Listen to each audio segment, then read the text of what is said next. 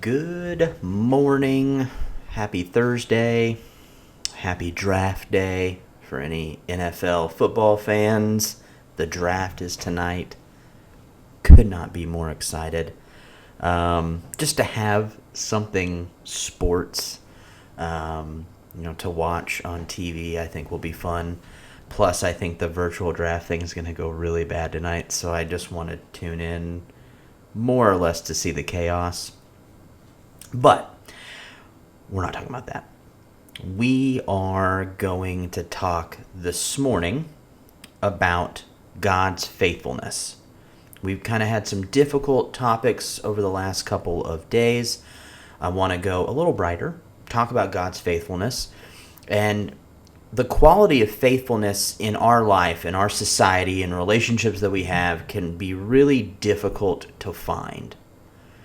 The idea of love can really be difficult. There are two sayings that I think are popular.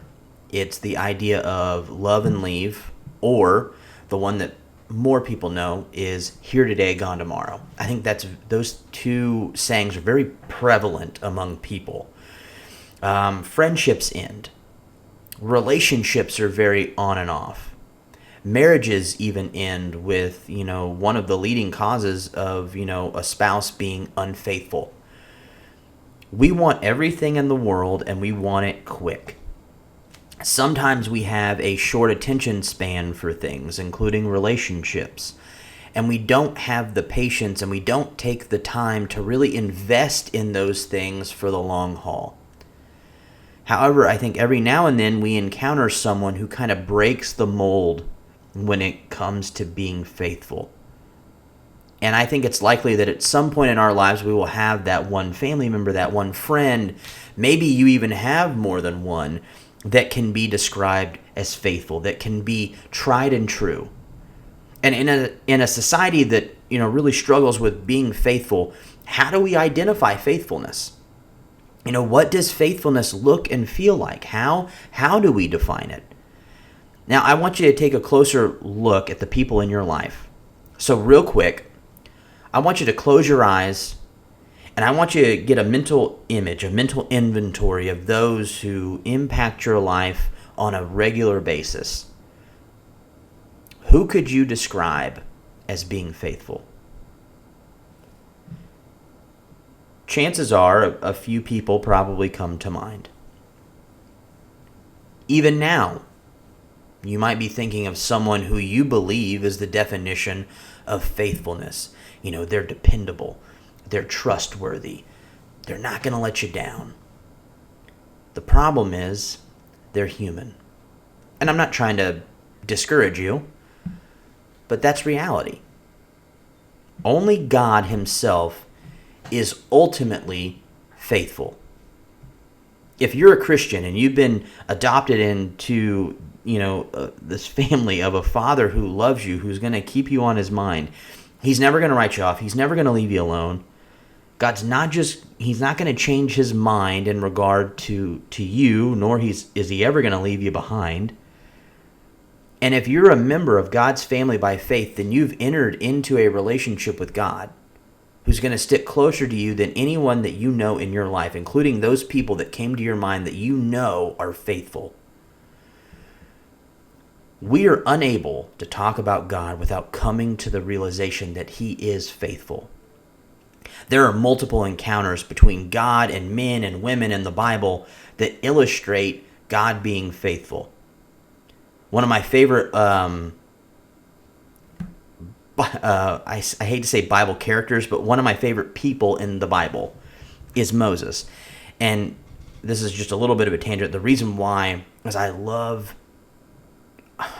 Moses's and God's relationship, especially towards the end of, Exodus.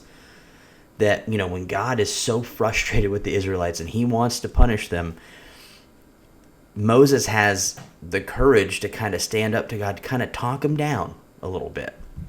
And so I really like the interaction. I guess also I'm just jealous that he got to have that relationship with God. Well, it all started at the burning bush. Exodus chapter 3, the very beginning of that.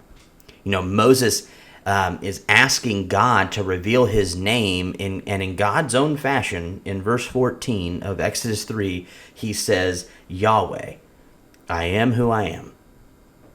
And I'm going to read this story. Of course, many of us are very familiar with this, but Exodus chapter 3, starting in verse 1. If you want to grab your Bible, pause me, go grab it real fast. Turn to, again, Exodus chapter 3, starting in verse 1. I am also going to be reading from my phone because I have several other scriptures, and it would just take me a while to flip through my phone, but I've already got them bookmarked. But we are reading several scriptures today. So I'm going to go ahead and start Exodus chapter 3, starting in verse 1. It says, Now Moses was tending the flock of Jethro, his father-in-law, the priest of Midian, and he had led the flock to the far side of the wilderness and came to Horeb, the mountain of God. There the angel of the Lord appeared to him in flames of fire from within a bush. Moses saw that though the bush was on fire, it did not burn up. So Moses thought, I will go over and see this strange sight, why the bush does not burn up. When the Lord saw that he had gone over to look, God called to him from within the bush, Moses, Moses. And Moses said, Here I am. Do not come any closer, God said. Take off your sandals, for the place where you are standing is holy ground. Then he said, I am the God of your father, the God of Abraham, the God of Isaac, and the God of Jacob. At this Moses hid his face because he was afraid to look at God. The Lord said, I have indeed seen the misery of my people in Egypt. I have heard them crying out because of their slave drivers, and I am concerned about their suffering. So I have come down to rescue them from the hand of the Egyptians and to bring them up out of that land into a good and spacious land, a land flowing with milk and honey, the home of the Canaanites, Hittites, Amorites, Perizzites, Hivites, and Jebusites. And now the cry of the Israelites has reached me, and I have seen the way the Egyptians are oppressing them. So now go. I am sending you to Pharaoh to bring my people, the Israelites, out of Egypt. But Moses said to God, Who am I that I should go to Pharaoh and bring the Israelites out of Egypt? And God said, I will be with you, and this will be the sign to you that it is I who have sent you. When you have brought the people out of Egypt, you will worship God on this mountain. Moses said to God, Suppose I go to the Israelites and say to them, The God of your fathers has sent me to you, and they ask me, What is his name? Then what shall I tell them? God said to Moses, I am who I am. This is what you're to say to the Israelites. I am has sent me to you. So you see it several times in other parts of the Bible. One that I'm going to read several. First one starting in Deuteronomy chapter 7, verse 9. It says, Know therefore that the Lord your God is God. He is faithful. He is the faithful God, keeping his covenant of love to 1,000 generations of those who love him and keep his commandments. In Malachi, God says that he does not change. Malachi chapter 3, verse 6 says, I, the Lord, do not change, so you, the descendants of Jacob, are not destroyed. Even in the book of Job, in the midst of trial and hardship, that's really the book that we tend to go to at times, it testifies that God doesn't change. Job chapter 23, verse 13 says, But he stands alone, and who can oppose him? He does whatever he pleases. And in the New Testament, we read that Jesus is faithful. Hebrews chapter 13, verse 8 says, Jesus Christ is the same yesterday and today and forever. So we know these attributes of God. We know that one of them is faithfulness. But being in a relationship with him brings this faithfulness to light. God is faithful in character. God is faithful in action. He has the last word on all things. The last one I'm going to read is Isaiah chapter 55, verse 10 and 11. It says, As the rain and the snow come down from heaven, and do not return to it without watering the earth and making it bud and flourish, so that it yields seed for the sower and bread for the eater. So is my word that goes out from my mouth. It will not return to me empty, but will accomplish what I desire and achieve the purpose for which I sent it. So basically, whatever God says happens. He is a never-changing God, so what he says goes. The Bible even says in Matthew chapter 24, verse 36, that one day the very foundations of our earth will pass away. We can believe that because God says it. He is, his faithfulness is foundational to who he is. And God's attribute of faithfulness is transferable to us. Like if you think about it from your parents' perspective, your parents have probably told you that they want you to have healthy relationships. Maybe they've been worried about, people that you spend time with. And this is probably especially true as you grew older and you became more independent and you started choosing friendships for yourself. They want to be sure that you get involved with other people, who aren't going to lead you astray. And they do this with the understanding that spending time with the wrong crowd likely meant that you would become part of that crowd. However, you think about good friends and having a healthy influence on us. That's the same thing about Christ. When we are a part of Christ, his attribute of faithfulness becomes one of our characteristics. We become faithful in reading our Bible and praying. We become faithful in worship. We become faithful witnesses. We become faithful in our work ethic. We become faithful in the things that we do in our life. So God's faithfulness not only describes who he is, it shows that who we as his children can become if we have a relationship with him.